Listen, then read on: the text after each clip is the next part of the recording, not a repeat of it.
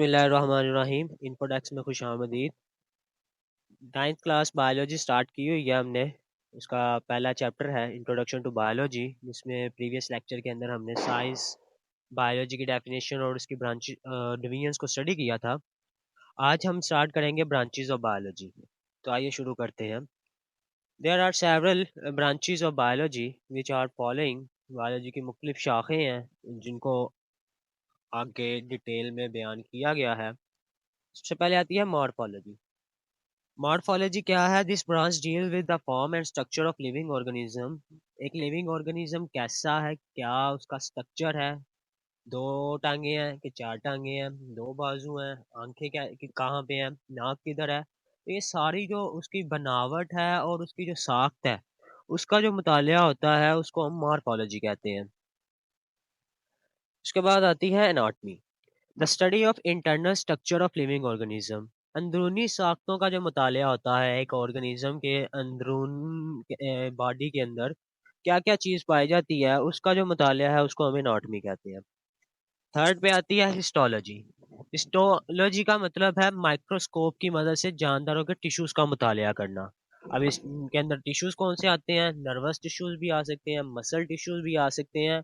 तो overall body के अंदर जो टिश्यूज हैं उनको माइक्रोस्कोप की मदद से जो है हम लोग मुतालिया करते हैं, उसको हम हिस्टोलॉजी कहते हैं। नंबर 4 पे आती है सेल बायोलॉजी। अब सेल बायोलॉजी क्या है? Study of structure and function of cell and its organelle is called cell biology. एक सेल के अंदर पाई जाने वाली ऑर्गेनेलीज और उस सेल की साख्त का जो मुतालिया है उसको हम सेल बायोलॉजी कहते हैं। एक सेल के अंदर कौन कौन सी ऑर्गेनेलीज पाई जा सकती हैं? वो है माइटोकॉन्ड्रिया है, राइबोसोम्स हैं, न्यूक्लियस है।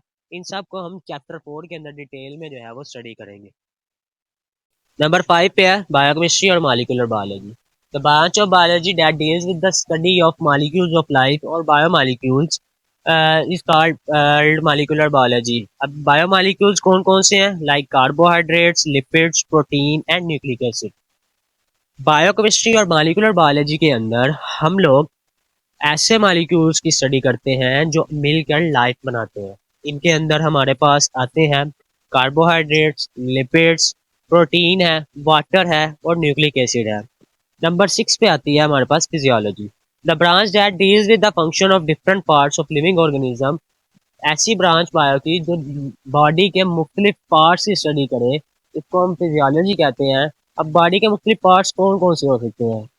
ब्रेन हो सकता है, हार्ट हो सकता है, ब्लड हो सकता है, लिवर हो सकता है, स्टोमिक हो सकता है। ये सारे डिफरेंट पार्ट्स हैं बॉडी के। तो इन डिफरेंट पार्ट्स की जो स्टडी है उसको हम लोग फिजियोलॉजी के अंदर जो है वो पढ़ते हैं। नंबर 7 पे है जेनेटिक्स। जेनेटिक्स क्या है? The study of genes and their role in inheritance is called genetics. अब हम लोग जीन्स और उनका विरासत में किरदार जो है इस ब्रांच के अंदर हम लोग पढ़ते हैं। जीन्स क्या है? जीन्स जो है बेसिक यूनिट ऑफ हेरिडिटी है। और आगे इनहेरिटेंस क्या है? Inheritance means the transmission of factors from one generation to another. एक नस्ल से दूसरी नस्ल के अंदर जो खसूसियात का मुंतकिल होना है उसको हम इनहेरिटेंस कहते हैं। अब ये खसूसियात से क्या मुराद है? कौन सी खसूसियात हैं जो एक नस्ल से दूसरी नस्ल में मुंतकिल होती है? हेयर्स हो सकते हैं, आई कलर हो सकता है, उसके अलावा आपकी डिफरेंट वॉइस, बाज़ दफ़ा आपकी बॉडी के गेस्चर्स जो हैं वो पेरेंट्स से या किसी दादा दादी नाना नानी से जो है वो मिलते होते हैं। तो ये सारे जो हैं ये किससे आते हैं? ये इनहेरिटेंस के ज़रिए हमारे अंदर आते हैं। उसके बाद आती है parasitology. The study of parasite is called parasitology. ऐसी ब्रांच जिसके अंदर हम पैरासाइट की स्टडी करें उसको हम पैरासाइटोलॉजी कहते हैं। अब पैरासाइट्स क्या हैं? Parasites are the organism that takes food and shelter from the host and return harm them. ऐसे माइक्रो ऑर्गेनिज्म जो इंसानों से या लिविंग ऑर्गेनिज्म से एक तो रहने की जगह लेते हैं, दूसरा उनसे उनसे खुराक लेते हैं और बदले में उनको नुकसान पहुंचाते हैं। इसकी सादा मिसाल हम लोग लें तो हमारे लिए पास मच्छर है जो एक पैरासाइट के तौर पर जो है वो रहता है। उसके बाद आगे है palaeontology. The study of fossils is called palaeontology. Palaeontology के अंदर हम लोग क्या पढ़ते हैं? फोसिल्स के मुताला करते हैं। फोसिल्स क्या है? Fossils are the remnants of extinct organism.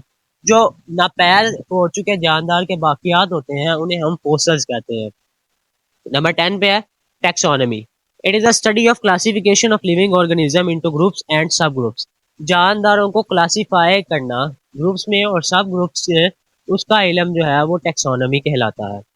Next है 11th पे एम्ब्रियोलॉजी। एम्ब्रियोलॉजी क्या है? The study of development of an embryo to new individual. एक एम्ब्रियो के पैदा होने से लेकर एक नए इंडिविजुअल में जो है वो ग्रो करना का जो इल्म होता है वो सारा एम्ब्रियोलॉजी कहलाता है। नेक्स्ट है sociobiology. The study of social behaviours of animal that make societies. वो इन जानवर जो सोसाइटीज माशरे बनाकर रहते हैं, उनके जो माशरती रवैये हैं, उनका जो इल्म है उसको हम लोग सोशियोबायोलॉजी के अंदर पढ़ते हैं। नेक्स्ट है हमारे पास इन्वायरमेंटल बायोलॉजी।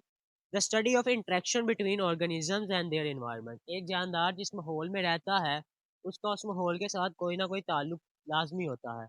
अब उस ताल्लुक को पढ़ना जो है, वो हम लोग उस ताल्लुक को पढ़ने के लिए जो हम ब्रांच यूज़ करते हैं, उसको हम इन्वायरमेंटल बायोलॉजी कहते हैं। नंबर नेक्स्ट है इम्यूनोलॉजी। इम्यूनोलॉजी क्या है? The study of immune system which protect the body from invading microbes. हम लोग इसके अंदर इम्यून सिस्टम को पढ़ते हैं। इम्यून सिस्टम क्या होता है? अल्लाह ताला ने कुदरत ने इंसान के जिस्म के अंदर एक प्रोटेक्टिव सिस्टम लगाया होता है, जिसको हम लोग इम्यूनोसाइड इम्यूनिटी या इम्यून सिस्टम कहते हैं।